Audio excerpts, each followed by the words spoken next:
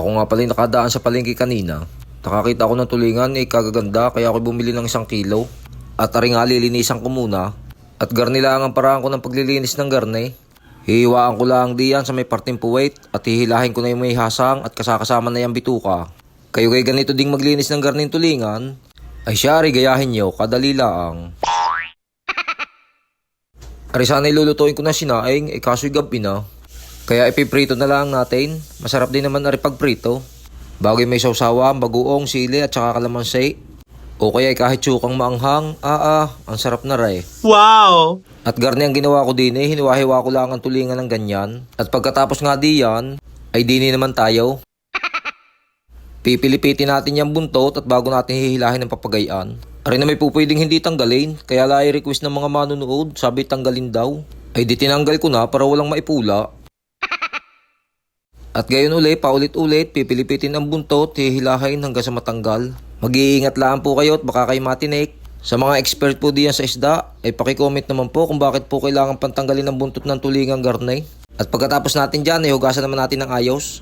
Ang ginawa ko ng paghuhugas dyan ay isa-isa para siguradong malinis. Gawa ng ang tulingan ay kadaming dugo.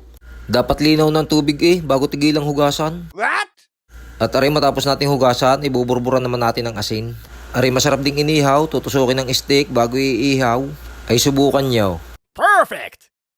Ay siya, dyan muna kayo at aray layayusin ko at aking ipiprito.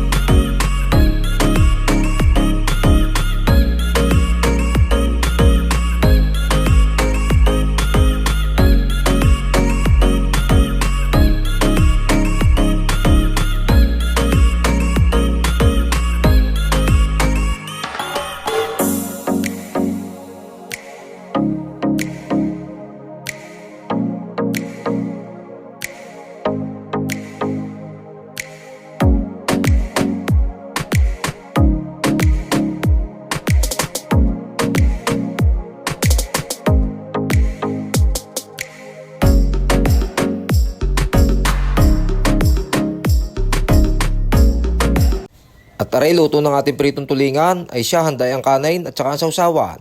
Ay siya, hanggang dito lamang po aray. Maraming salamat po sa lagi niyong panunood.